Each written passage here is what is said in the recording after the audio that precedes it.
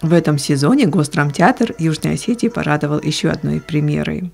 Работа над постановкой по бессмертному произведению Владимира Гаглоева «Пробуждение» прозвучала на нашей сцене буквально совсем недавно. Режиссер-постановщик Эдуард Келихсаев – произведение национальной классики. Он давно мечтал поставить эту пьесу, и мечта его осуществилась. В настоящее время роли уже распределены и прошли с успехом репетиции. Последнее слово за зрителем, конечно. Спектакль «Черноухий князь» ставится по одноименной пьесе Владимира Гаглоева. Она была написана по его же бессмертному произведению «Пробуждение». Книга была переведена на многие языки мира. Я давно ее прочитал, был сильно впечатлен еще в школьной время, вспоминает режиссер, даже мечтал экранизировать когда-то этот роман. Возможности делать кино у нас нет пока. Ограничимся спектаклем, сказал режиссер. Итак, о чем это именно эпизод, что было лейтмотивом и как было работать с актерами, нам поведает сегодня сам режиссер-постановщик. Здравствуйте, Эдуард. Расскажите нам, пожалуйста, поподробнее о том, что для вас было, как для режиссера, и сложно в этом спектакле, и в тот же момент основные мысли, что хотелось донести до зрителя. Вызвал интерес, потому что автор Владимир Гаглоев, это имя многим известно, а в свое время его произведение «Пробуждение» было переведено на многие языки, чуть ли на десятки языков мира. Это произведение с живыми образами, с трудностями горских народов, описаны очень ярко. И в этом произведении, конкретно в этой пьесе, она написана им же, Гаглоевым, и она взята, основной сюжет взят именно из этого произведения, из «Пробуждения», на мой взгляд. Там имена персонажей совпадают, сюжетная линия, любовная линия, она тоже полностью совпадает с тем произведением. И взяли мы его потому, что пьеса о любви, спектакль прям подчеркнуто о любви, и с разных сторон, и с разными проявлениями этой формы любви. Между тремя парами персонажей происходит любовь на сцене. Это, на мой взгляд, интересно для зрителя. То есть вы не отошли от основной мысли этого произведения, а наоборот все самое такое эстетичное, приятное вывели на передний план, наверное, все-таки. Или «Пробуждение» все-таки, это, мне кажется, это какие-то прохождения, метаморфоз человека, и вот его общении, в каких-то испытаниях даже, вот, и все-таки главная мысль, вот вы как режиссер, что хотите донести? В «Пробуждении» там очень подчеркнуто автором классовое неравенство. Неравенство именно, да. А да. Тут вы вот это ущемление не показываете, да? Нет, у нас этого нет. Есть только в одной из пар. Это неравенство между одной из пар есть очень яркое. При постановке спектакля самое главное — это правильное распределение ролей. Это очень большой процент успеха спектакля зависит именно от правильного распределения ролей. На мой взгляд, в этом спектакле на 99,9% мы попали. Прямо они все в десятке сидят. На мой взгляд, очень хорошее распределение, и все наши актеры тянут свою роль, хорошие образы создали, хорошее взаимоотношение, точные взаимоотношения, яркие и неоднозначные, вот так это скажем. По поводу художественно-постановочной части и музыкального оформления спектакля, кто вам помогал и кто задействован именно вот по этой части, и насколько декорации, музыкальная часть спектакля отвечают вашим требованиям и требованиям самого духа спектакля, времени, в котором создавалось произведение? Мы как раз таки отошли от общепринятой и стандартной такой классической формы декораций. Мы сделали полукруг, оборван с двух концов. Это можно по-разному воспринимать, как окову, как оковы, как подкову. как две разные стороны, которые не соединяются между собой. Это можно по-разному, каждый зритель будет принимать это по-своему. Но от классической декорации мы в этом спектакле отошли.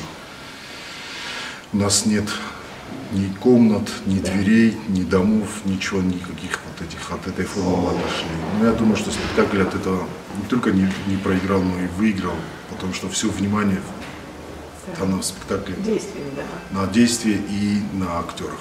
Давай. Нана, вот давай! Взорвись сакахбар. Фесов махазарай. Хатак сюда, басты сахтерцы. Ай!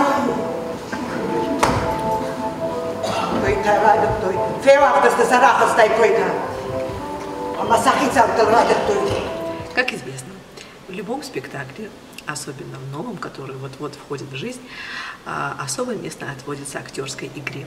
В этом спектакле задействованы лучшие актеры нашего театра. Конечно же, каждый из них вложил в свою душу свой образ. И сегодня мы пообщаемся с некоторыми из участников этого действия, с Натальей Чухели и с Мирославом Бестаевым. Здравствуйте. И расскажите, пожалуйста, о том, каково вам было работать в этой постановке и о ваших ролях. Ну, во-первых, это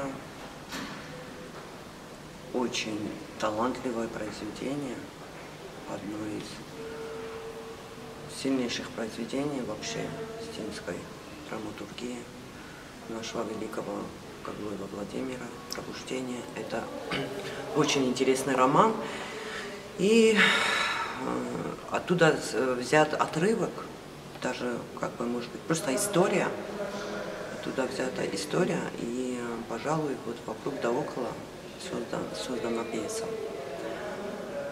И наш режиссер выбрал эту пьесу.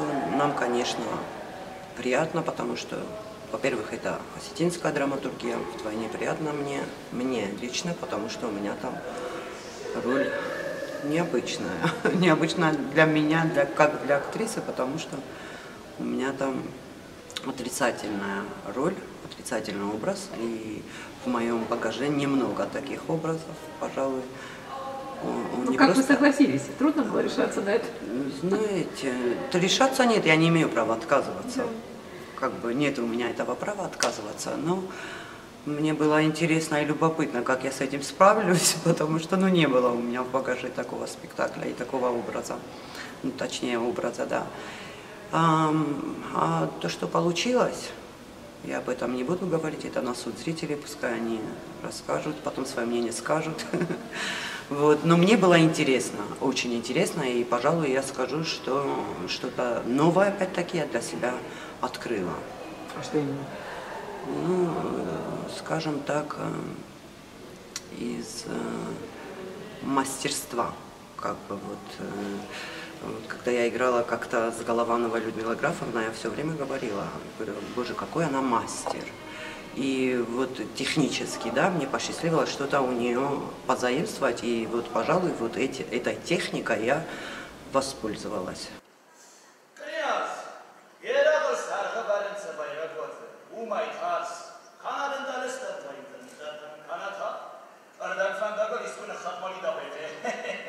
سماخ باست قدام عبن فستا رازو وحیده و من چجه ماخ من نیشی فسه دلک در هزار خیسو و من دو فسه چستا قومه باید بسا نمه لا خیلی اشتان بخورمش مدامش اشتان زیاده کنیش خواهم مورده مقومه نباجه مفخر نجه خواهر بازی بارش شفجر چی کیف کنوی دستش کنندر نتو کدا من باش نتای خزاو مفید بیگر کار نفله من چیزی خیلی بخور شروع بیاد کدا باز به اسلام دقیقا دشتن ملی کنه خدر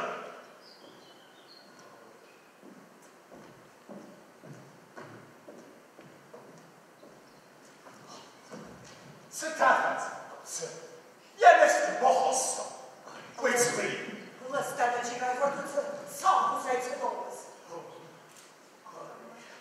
Мамой, мама сама как это хастон пал. منم مباغت سوا مخور مباغت بخدا مامانی مباغت على بزنی سازم فسیما که دخومن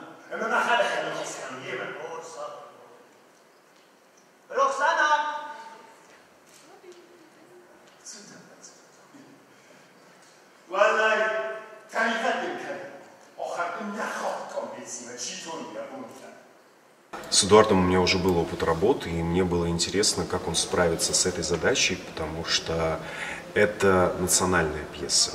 И, признаться честно, мне хотелось получить такой опыт, сыграть в национальной пьесе. Пока еще до национального героя я не дошел, думаю, мне еще много над этим надо работать, но у меня очень интересная роль.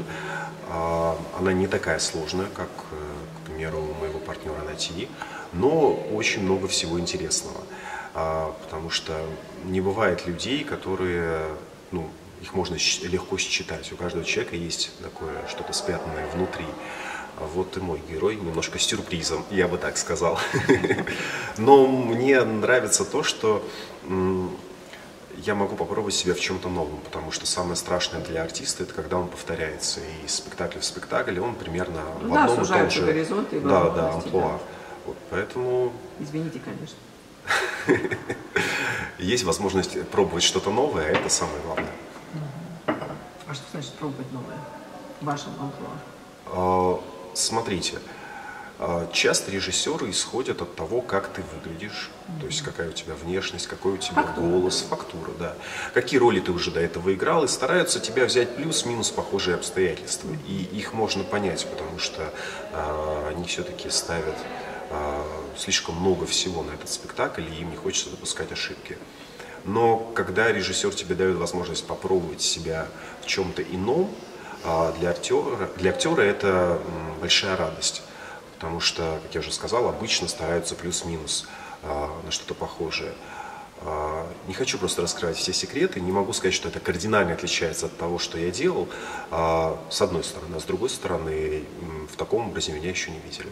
3 линии любви, но спектакль не только об этом, но еще и о высоких человеческих качествах. Автор большое внимание уделяет социальному неравенству. Мы же на первый план выводим человека и его пороки, достоинства. У нас нет абсолютно идеальных героев. В спектакле «Жизненный путь» и поступки главной героини как мерило качеств человека. Воспитанная в духе свободы, она и есть первая феминистка остинской литературы, которая за права женщин и равноправие полов, отмечает режиссер. Если ты своих персонажей любить не будешь, то как ставить тогда спектакль?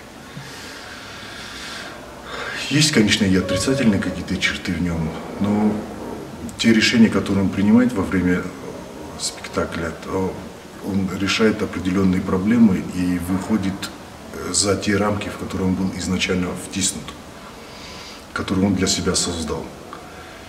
И это очень большая работа очень большую работу над собой надо провести, чтобы выйти из тех ограничений, из тех оков, так вот скажем, которые создали, которые создает общество, мораль того времени, положение твое в обществе, все же влияет на нас. Да.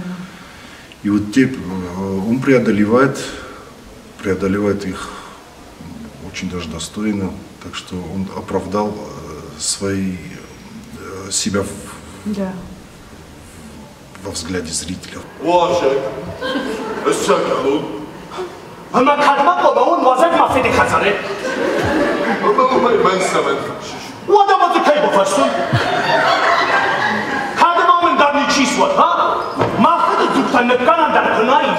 Yardır gıdadır, sas ne kası, maçam kadıma şmutsan gardı firma kut feşmudu uyuyor. Ama sen semen iştahda, erba fakşu, ama usuf fi ve itafakşta derat. Hala da vunge khavası, vunge kha, gada fiyuna, müşter nakşmışt. Mafert, senefşi tadavaktu. Cem bayraşsına, Sağışsına da şond. Efede fırşlar bağlavzına. Gimnazime de darttı. Dexize xorş da darttayma da fetarttı. Efşetton akhira drayıştay. Diyembet ile xılrak ahdı. Nüveştel işxesitte. Meziyu bari xıştay. Na. Diyemajik samın işlavıtte. Senek daxıştına işlaşım. Nörtada röşte, xata akşıl dimer vidiş. Endermanın hayban.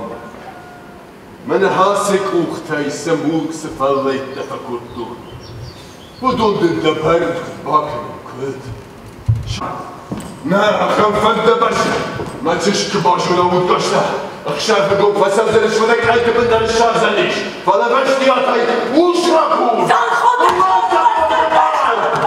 ادرا نجولش تتشج اما يمارن فانتش كوتر هاولك ما نخاش نرمانالك نبا كنزنا سمتوش نبا كنزنا اما نكمتنا نبيزنا لابوتا نصون در المسابش دملوش شغدر بزنمنامش نكم ديالك بارد. При прочтении произведения прям ты читаешь и видишь, кто будет играть эти персонажи. И я думаю, что попадание у меня прям очень высокое попадание. Были актеры, которые не соглашались с моим мнением, но рано или поздно все-таки приходили к одному знаменателю. И результат будет, когда 15-16 числа. Что касается музыкальной части, вот об этом нам... Музыкальную часть, музыка у нас Зая Сапиева, Залина Сапиева, ее какие-то там произведения в основном, и есть немного подбора из народного фольклора. Ну, в целом, на ваш взгляд, это произведение должно прозвучать в сегодняшние дни? Я думаю, что да. Я думаю, что да. Так или иначе, когда выбираем спектакль, когда выбираем пьесу, мы понимаем, этот спектакль будет идти на зрителя или нет. Мы же для зрителя работаем. Я думаю, что да, любовь, она во все века была актуальна. И в сегодняшнем дне она тоже должна прозвучать. Да. Есть любовь старшего поколения, среднего поколения. И есть любовь совсем молодых. Есть любовь матери к сыну, тоже такая форма. И я думаю, что все было сделано достойно. Она абсолютно у всех по-разному звучит, но искренность их отношений, в искренности их отношений никто не будет сомневаться. Нас это нас забачили. Кодом плакали. Ладно уже, мы дочь. Ничего не рождался. Ничего не рождался. Не бачиш ти. На кулерзі нема.